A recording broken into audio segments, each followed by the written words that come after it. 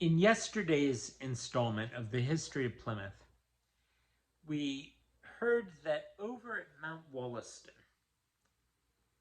in the absence of Captain Wollaston, a pettifogger named Mr. Morton had gotten a lot of the indentured servants drunk and then started to advise them. And this is the advice that he gave them.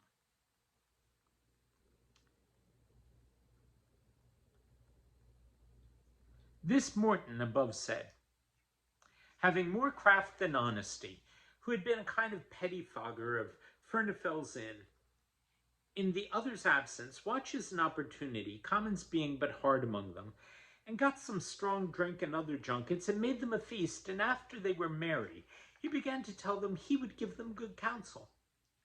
You see, saith he, that many of your fellows are carried to Virginia, and if you stay till this rascal return, you will also be carried away, and sold for slaves with the rest. Therefore, I would advise you to thrust out this Lieutenant Fitcher, and I, having a part in the plantation, will receive you as my partners and consociates. So you may be free from service, and we will converse, trade, plant, and live together as equals, and support and protect one another, or to like effect. This counsel was easily received. So they took opportunity and thrust Lieutenant Fitcher out of doors, and would suffer him to come no more amongst them, but forced him to seek bread to eat and other relief from his neighbors till he could get passage for England. After this, they fell to great licentiousness and led a dissolute life, powering out themselves in all profaneness. And Morton became lord of misrule, and maintained, as it were, a school of atheism.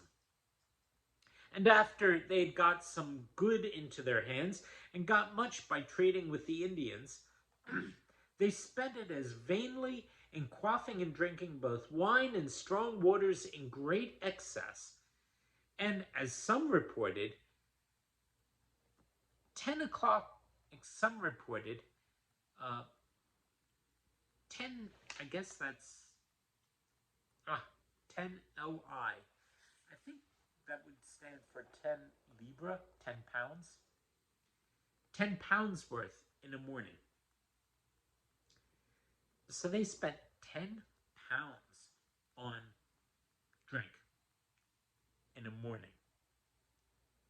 Not pointing toward the usual sense of sobriety in any fashion. Sobriety of life or sobriety of mind. They also, get this, they also set up a maypole, drinking and dancing about it many days together, inviting the Indian women for their consorts, dancing and frisking together like so many fairies, or furies rather, and worse practices. As if they had anew revived and celebrated the feasts of the Roman goddess Flora, or the beastly practices of the mad Bacchanalians. Morton likewise, to show his poetry, composed sundry rhymes and verses, some tending to lasciviousness, and others to the detraction and scandal of some persons, which he affixed to the idol, or idol maypole. He spells one I-D-O-L, the other I-D-L-E. They changed also the name of their place, and instead of calling it Mount Wollaston, they called it Merrymount, as if this jollity would have lasted ever. But this continued not long. For after Morton was sent for England, as follows to be declared, shortly after came over that worthy gentleman, Mr. John Endicott, who brought over a patent under the Broad Seal for the government of Massachusetts, who, visiting these parts, caused that maypole to be cut down, and rebuked them for their profaneness, and admonished them to look there should be better walking. So they now, or others, changed the name of the place again, and called it Mount Dagon.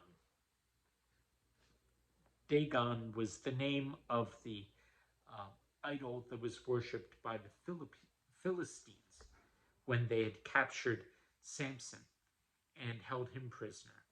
And it was in the temple of Dagon that they were mocking and making fun of Samson after blinding him, where he chained to the two great columns that were holding it up, prayed for one last bit of strength, and yanked the chains inward, thus bringing the columns down and crashing the whole temple on the heads of Dagon and his worshippers.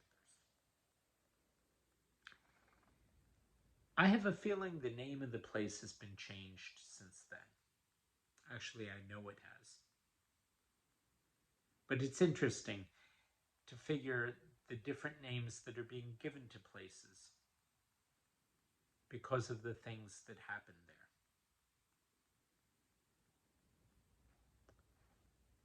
We'll be back tomorrow, and I'll see you then.